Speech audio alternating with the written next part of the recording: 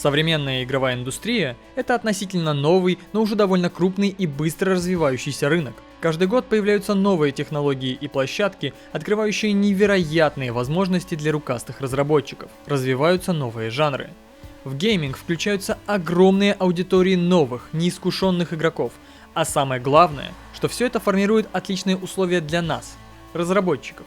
Ведь в таком темпе развития большие компании не могут откусывать весь рынок, как это, например, уже происходит в кино. И даже одиночный разработчик имеет шанс сделать успешную игру и превратить хобби в полноценную работу. Итак, пирожок, ты решил, что пришло твое время становиться великим разработчиком, но ты не уверен, с чего начать. Позволь мне провести тебя сквозь тернистые заросли перед сказочным волшебным лесом, именуемым геймдев. Какой должна быть первая игра? Твое стремление заняться разработкой похвально, но на начальных этапах ты очень легко можешь его потерять, решив создать сразу большой 3D, Open World, MMO, RPG, FPS, Roguelike, DCP, который ты никогда не закончишь и навсегда разочаруешься в себе и индустрии. Первое, что тебе надо помнить, большие победы начинаются с малого. Тебе точно не стоит браться за игру, в которой будет больше нескольких механик, а лучше вообще всего одной. Например, прыжок или кнопка. Да, такой игрой ты не сможешь сразу похвастаться перед своими кентами, но ты должен быть стратегом и мыслить дальновидно. Если ты думаешь, что не существует простых хороших игр, то как насчет Plants vs. Zombies, Tetris, Zuma или Flappy Bird? Что, эти игры устарели? Окей. Тогда как насчет Mini-Metro, Reigns, Agario, Flipping Knife, Ape Out, Geometry Dash, Bacon, Cookie Clicker, Getting Over It и многие другие? Жанр тоже стоит выбрать попроще. Например, платформер, кликер или головоломку.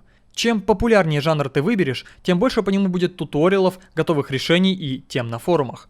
Терпение, мой дорогой друг. Я понимаю, что тебе по вкусу другие жанры, но сейчас мы еще учимся, а не делаем продукт для рынка.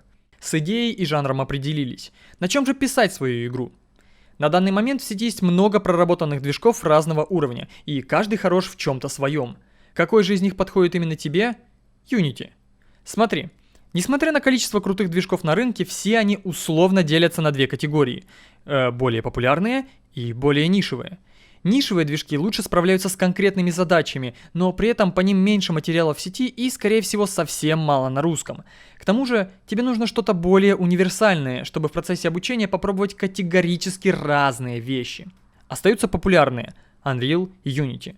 Оба бесплатные, оба мультиплатформенные и оба имеют примерно одинаковый функционал. Но Unity более простая в понимании интерфейса, что для тебя сейчас крайне важно. Игры на ней мало весят, и их можно заливать в браузер или на мобильные платформы. И лично мне кажется, что по ней гораздо больше туториалов для именно новичков. Графика. В плане графики ты волен выбирать на свой вкус, это не сильно изменит сложность разработки. Но сейчас я предложу оптимальное решение для тех, кто с графикой работал мало или не работал вообще. CG, то есть Computer Graphics, условно разделяется на 3D и 2D. Поскольку мы собираемся сделать небольшую простенькую игру, накидывать третье измерение как-то лучше не стоит. К тому же 3D-программы довольно требовательны к железу, но если ты все-таки хочешь попробовать, то тебе в Blender. Он чаще всего используется в геймдеве и он бесплатный. Из 2D нам больше всего подойдет пиксель-арт. Если у тебя какая-то врожденная непереносимость пикселей, погугли про векторную графику, но поверь, ты сам усложняешь себе задачу. Для разработки пиксель-арта не требуется художественных навыков, там даже простой куб с глазами будет выглядеть убедительно. В качестве софта идеальнее всего подойдет OssiPrite, но также можно рисовать в фотошопе квадратной кистью или, например, в каком-нибудь браузерном редакторе. Программирование. Окей, пирожок, наступает самая ответственная часть – реализация твоих грязных задумок через код игры.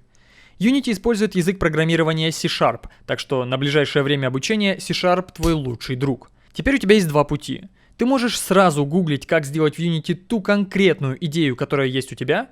Поверь, большая часть механик уже давно объяснена в статьях и роликах. И так ты быстро сделаешь свою первую игру, но мало чему научишься. Или, что намного более эффективно, вначале выделить себе недельку-другую просто на изучение C# и интерфейса Unity. А лучше, вначале первое, а потом второе. На русском и английском YouTube есть много крутых каналов, ссылочки оставлю в описании. Также есть Хабр и особенно рекомендую туториалы на Udemy и Lynda. Там за $5-10 можно получить целую программу обучения от А до Я, есть русские сабы, но пора бы тебе, конечно, уже выучить английский. И не забудь вступить в пару-другую чатиков в Дискорде и Телеграме, чтобы задавать свои вопросы напрямую профессионалам индустрии. Итак, давай подытожим. Берись за маленькую, простую игру с одной механикой. В Photoshop нарисуй к ней простую графику в пиксель-арте на уровне шаров с глазами. Освой основы C#. На это при должной усидчивости у тебя уйдет время. И при помощи Unity оживи свою идею. Выложить такую игру можно, например, на itch.io. Там маленькие и простые игры любят. Можно будет сохранить игру в формате играбельном для браузеров, и тебе еще и отзывов оставят. Желаю удачи!